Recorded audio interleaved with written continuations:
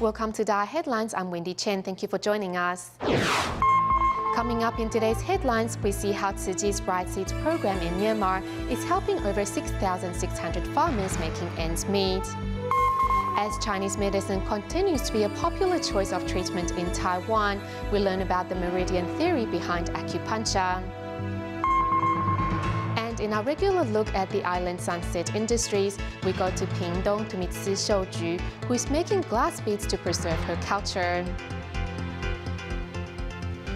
In 2008, after Typhoon Naga swept through Myanmar, the country's rice production were affected. In 2010, Tzu Chi volunteers started a program to help improve farmers' rice harvest and income by providing them with quality rice seeds. Over a 3-year period, the program has helped a total of 6,600 farmers. Leading the Tzu Chi volunteers to his rice fields is Un Ting Ang. Thanks to Tzu Chi's Blessed Grains program, Un Ting Ang's rice harvest has been the best in his village for the past 3 years. Tzu Chi distributed good quality rice seeds in 2010. I kept the seeds after harvest, and the rice plants inside the field are the 3rd generation. In 2010, Tzu Chi volunteers started the Blessed Grains program. The purpose of the program was to give farmers high-quality rice seeds so they could improve their rice harvest and income. Thanks to the help of Tzu Chi, our living conditions have improved. Whenever I look at my rice seeds, I think of the Tzu Chi volunteers. I'm very grateful, and the volunteers treat us like family. After 3 years of hard work, Un Ting Ang can finally purchase a TV for his family. Now with the TV, he can look at the forecast and know when to harvest. He also kindly shares the rice seeds with other farmers. Before I could only get 40 baskets of rice on 1 acre of land, but now with Tzu Chi's rice seeds, I get 30 more baskets per acre. It has improved the living conditions of my family immensely.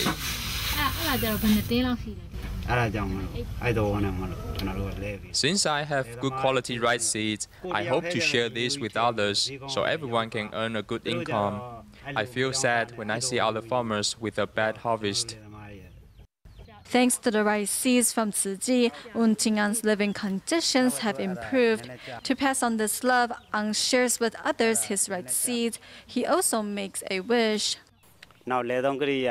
I hope to earn enough money from selling crops so I can buy agricultural machinery in the future. When I save enough money, I want to build a new house for my family. For over 10 years, volunteers from China's Guangdong province have been traveling to Heping County to help deliver scholarship aid to students in need. Prior to handing out the tuition support, volunteers also carry out home visitations to better understand the living conditions of these children. On a recent home visit, a local school principal and teachers also joined in. Every semester, Tzu Chi volunteers will visit the homes of students. Although Chen Jinghe is not at home, volunteers still kindly interact with his mother, who's mentally challenged.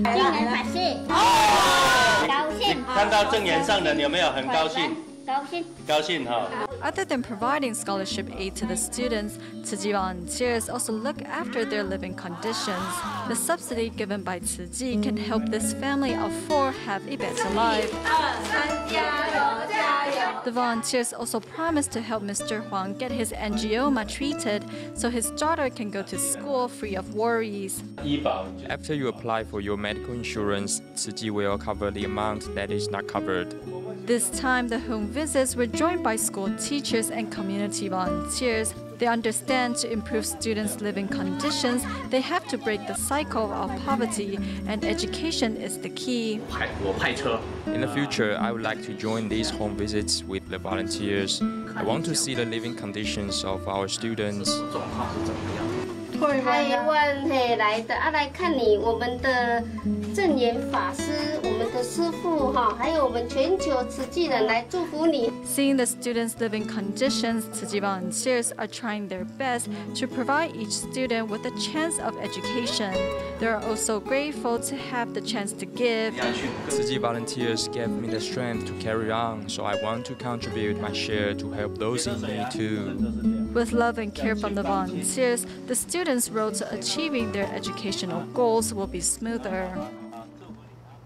Staying in China at the latest scholarship award ceremony, longtime Taiwanese volunteer Jiang Zicao shared with the audience his thoughts and experiences.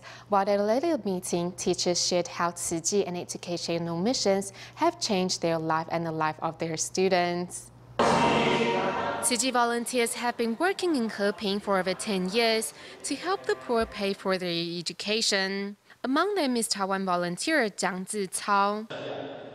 Although her $20 and my $20 are the same, their value is different. My $20 buys a drink that is soon finished, but Huang Fuxin mother's $20 gives her son a chance to go to college. The younger brother of teacher Wang Junpiao was also formerly a scholarship recipient. They not only give money, but also give students a goal. Even more important than the funds is how they learn to do charity with love. Love can take many forms. Here, people give $50 to help, and that includes a single mother care recipient. Helping others brings joy. I feel now very proud of myself. At a later meeting, volunteers and teachers share their stories and experiences of Tzu Chi and its missions. I say to the student, "Are you done with that? If you are, I will take it home to recycle." My phone is on 24 hours. It is like an emergency line. I have tried it many times. If there's a chance, I want to join the members of Tzu Chi in ensuring that this aid to poor students continues. With the same goals and beliefs, these teachers and volunteers are ensuring that those students in need will get the same chance to attend school as their better-off classmates. Next, we meet a junior high school teacher, Chen Jianming, in Jiayi, Taiwan. Chen realized that he must teach his students to empathize with others before he can inspire the goodness in them. Thus, he started teaching Jingsi aphorisms in his classes in 2005. Chen Jianming is taking his students on a hospital visit to visit the elderly, and the students are bringing instruments to accompany the songs they have prepared for the seniors. This is one lesson from the life education course, Count Your Blessings. In class, I told the students there's a disaster in the world, but Dai Yi spoke up and said something that shocked me. What does that have to do with us, with me? What he meant was that disaster didn't happen in Taiwan. To him, it wasn't something he could relate to. This is Dai Yi, who wasn't able to relate how a disaster worlds away could affect him. I visited Linbian Township after the 88 floods, and that experience changed me. Everything was covered in mud. I've only seen coverage on TV before, so when I got to the disaster scene, it really hit me.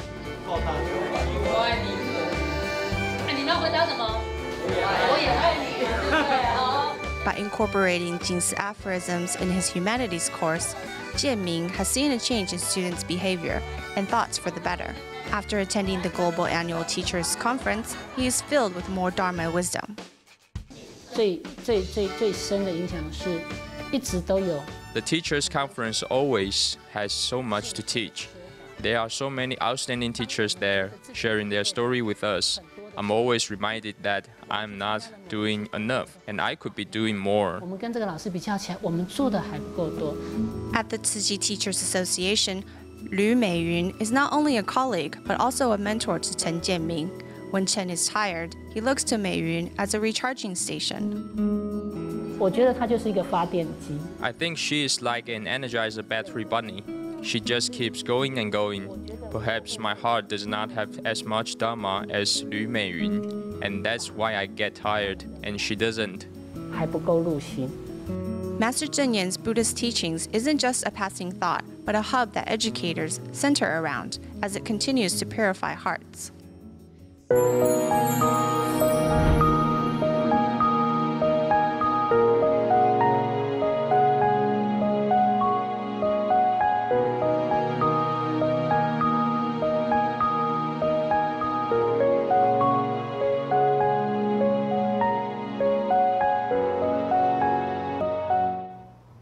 Western medicine is widely accepted in Taiwan. However, many seek alternative treatment in Chinese medicine field. One of the most popular choices for many is acupuncture, in which doctors stimulate various energy points located on one of the body's 12 meridians in order to cure energy imbalances, which are believed to lay behind most illnesses. Next, we look at the theories and methods modern-day acupuncturists use to treat sicknesses.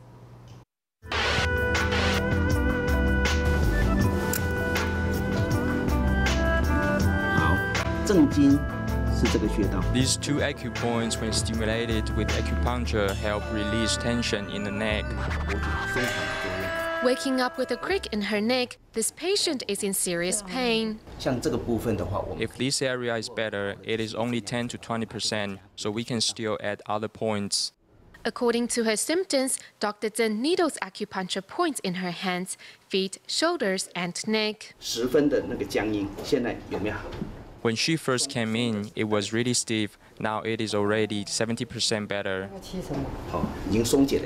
The effectiveness of acupuncture has been recognized by both Eastern and Western medical authorities. And in 1996, acupuncture's use for certain conditions was endorsed by the WHO.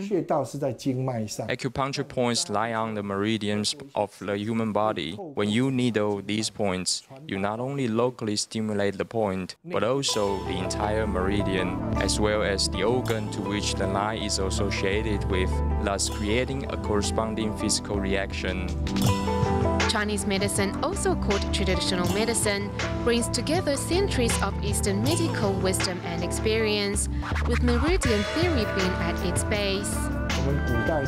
In the past, doctors would try to find a connection between points on the body's surface and the internal organs. From clinical experience, they soon developed the 12 meridians. For example, the stomach meridian runs along the front of the leg here, and then enters the body here, where it then connects with the digestive system. The network of meridians covers the whole body. Therefore, unlike Western medical treatment areas in Chinese medicine are often not localized. His right hand and foot are paralyzed, so in this situation in which the right side is problematic, we will work on the left side. If it is the left side that is not right, we will work on the right side. It is like the saying, use the hand to treat the feet and the feet to treat the head. In Chinese medicine, the meridian network is the pathway of energy in the body. Where there is energy blockage, areas can become empty, full, hot or cold. This language of diagnosing sickness is obviously much different than that used in Western medicine. The diagnosis names are different from those used in Western medicine. We won't use terms like inflamed stomach or gastrointestinal ulcer. We will instead say that the energy in the stomach is weak or above normal temperature, or that the spleen is in disharmony. Using the polar opposites of empty, full, hot and cold, Chinese medicine diagnoses the problem and then works to bring the energy of the affected area back in balance, thus helping the body recover. With centuries of successful treatments, although Western medicine has become commonplace in Taiwan, there will always be a need and place for Chinese traditional medicine. Over the past 2 years, team of medical staff and volunteers in Taichung City carried out monthly free clinics for the homeless people. Volunteers also made house calls for those living in mountain areas and were unable to travel to the clinic site. Dr. Su is diagnosing 80-year-old Grandma Huang. After the health check, Grandma Huang was attended by volunteers. Team of volunteers traveled to remote areas for house calls. Now they arrive at 94-year-old Grandma Wang's house. Aging causes her discomfort, but Grandma Wang is still in good spirits and has a good memory. Is there any discomfort? I can barely see. I can't see the time clearly. Talking with the elder, the doctor not only treats her disease, but also heals her soul. We must take care of them in every aspect of their life so that we can fully understand what causes their discomfort.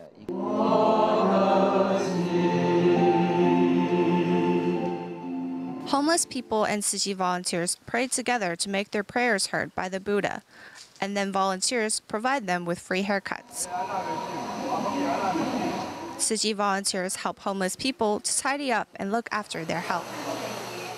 Dentists and pharmacists are busy at work. Over the past 2 years, Tima has provided monthly free clinic for the homeless in Taichung City. Thanks to Tzu Chi's help, I haven't dealt with any cases where homeless people pass out from chronic diseases like high blood pressure or high blood sugar and cholesterol. Tzu Chi volunteers also care for the homeless people's health and spirit. In the beginning, the homeless simply ignored Tzu Chi's brothers and sisters, but now they show some response. It means that they can feel Tzu Chi's caring spirit. With Tzu Chi volunteers' patience and good intentions, the homeless here are gradually opening up their hearts to embrace outside help.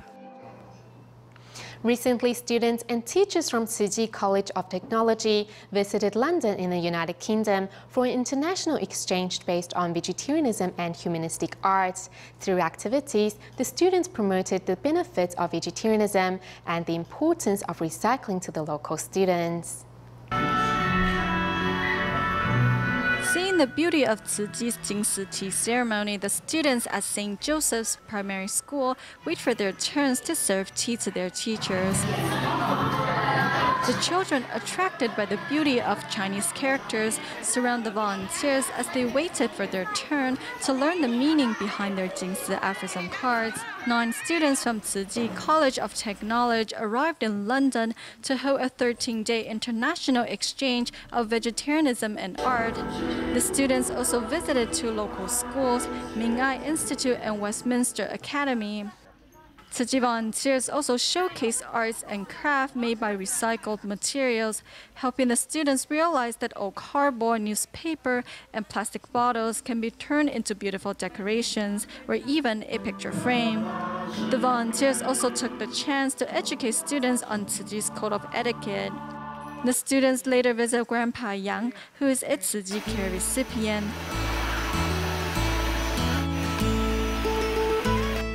They help the senior clean up his house and spend time chatting with him, bring joy to his home.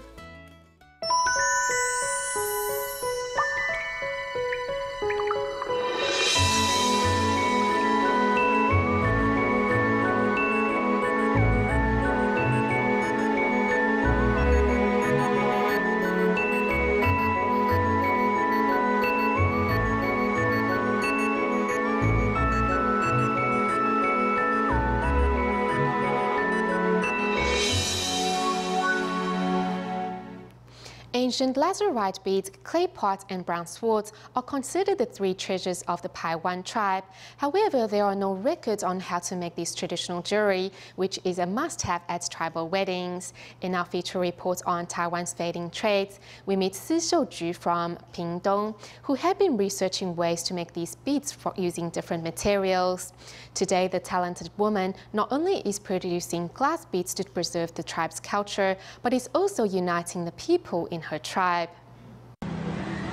这是勇士之珠，它会保护你的荣誉和勇敢。 These glass beads that appeared in a popular Taiwanese film are a must-have at Paiwan tribe festivals.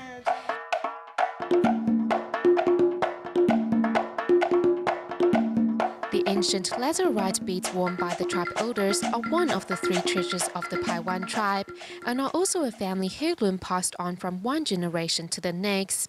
However, nowadays, as no one knows how to make these ancient pearls, glass beads are made instead.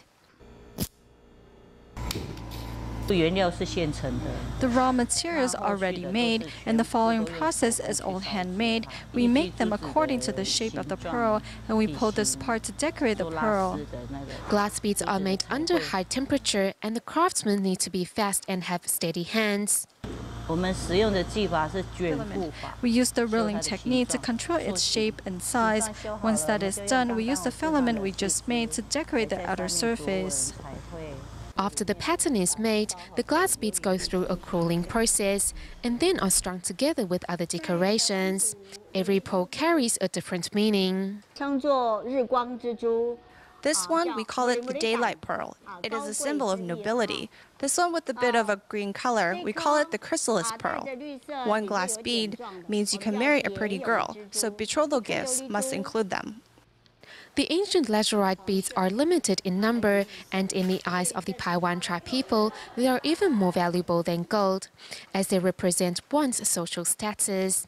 To glass bead store owner Si Xiuju, these traditional ornaments remind her of her deceased mother, who used to be quite wealthy in the industry. Sometimes she had new pearls to make into necklaces, or she even received pretty ones, and she would make beautiful clothes out of them. So we were well off. Yes, you can say that these beads were a part of my childhood memories. But when I was 18, we were left with nothing, only this pair of bracelets. When Si was 18, her mother was diagnosed with cancer, and the family sold everything to treat her illness, leaving only a pair of bracelets behind. We could sell anything, but I had to keep this. My mother only had me. I was her only child, so she told me to keep this. This is a symbol of her love. To me, I believe that love is just like these glass beads. When they are put together, one by one, it is like a unity of love.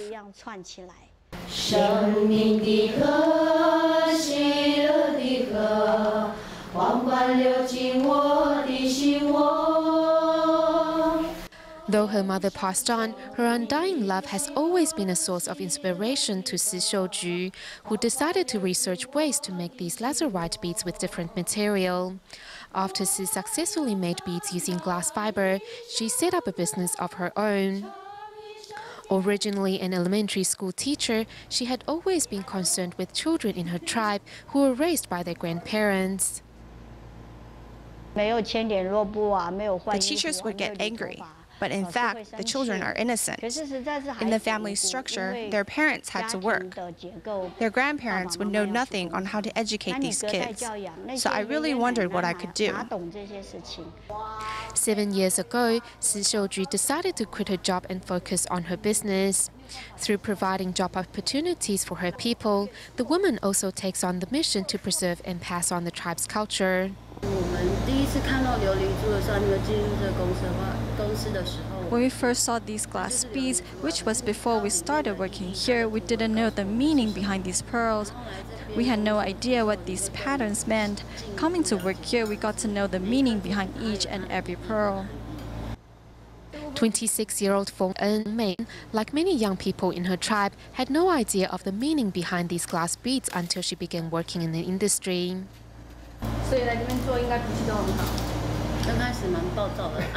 At first, I was quite short-tempered because when I was only starting to learn to make glass beads, when things didn't turn out well, I would be quite angry. The making of glass beads not only strengthened the bonds between members of the Paiwan tribe, it also preserves the tradition for future generations. For this year's summer break, Tzu Chi's Education Mission Department organized a month-long trip for its students to travel to California of the United States from July 6th to August 5th. We'll leave you with these images. Thank you for joining us. Goodbye.